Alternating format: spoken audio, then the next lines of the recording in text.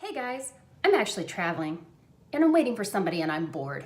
So I went to see A Happy Death Day to You earlier this afternoon and thought I would do a little spoiler-free discussion since we are going to be doing a full spoiler discussion on the next In the Mic of Madness podcast on this movie. So if you're not already subscribed and you want to hear myself, Jason Smith, and Brad Thornton tell you all of our thoughts about this movie, the link will be in the description below. But I will try to give you just a basic, brief, spoiler-free review without giving too much away. So first off, I actually loved this movie. I loved the first one.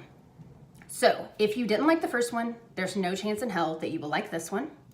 If you didn't see the first one, this one will make absolutely no sense whatsoever. It is not a self-contained, freestanding sequel by any stretch of the imagination. And if you're here for horror, you are probably going to be disappointed. It really isn't a horror movie.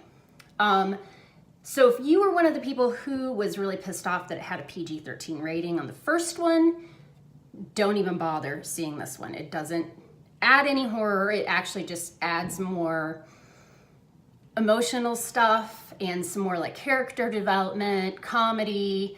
I don't want to say too much.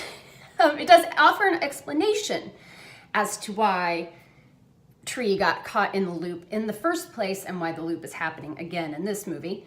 So I guess if you're really curious about that, that does get explained. But this one is really emotional and heartfelt. The first one kind of had a little bit of that with her and her mom, and that's the source of the heartfelt stuff in this one. It's really hard to talk about without saying too much. But there's really not a whole lot of murder, first of all. And there's not even really that much whodunit. So the last one kind of played out more like a whodunit. This one is more of a mind puzzle. Let's just put it that way.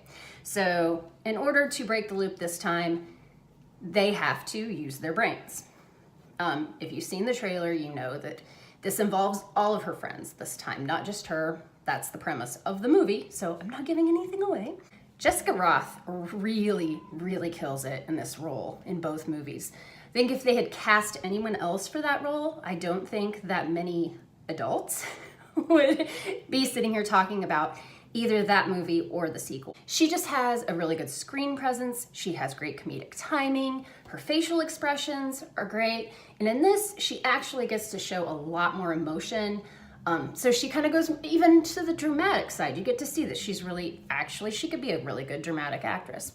If you liked the first one in any way, shape, or form, you're gonna like this one probably just the same. I will say that there are a lot of repeat things which you would expect in a sequel, especially a sequel about repetition. But the way they do it is actually really cool. So I never once felt like they were just ripping off their former movie. It all felt very new, even though some of the scenarios are exactly the same as they were in the first movie. And that's another thing too. I don't know if they had all these actors on contract where they couldn't cut their hair or gain weight or, change anything significant about them because they all look exactly the same. This is supposed to be the day after the first movie.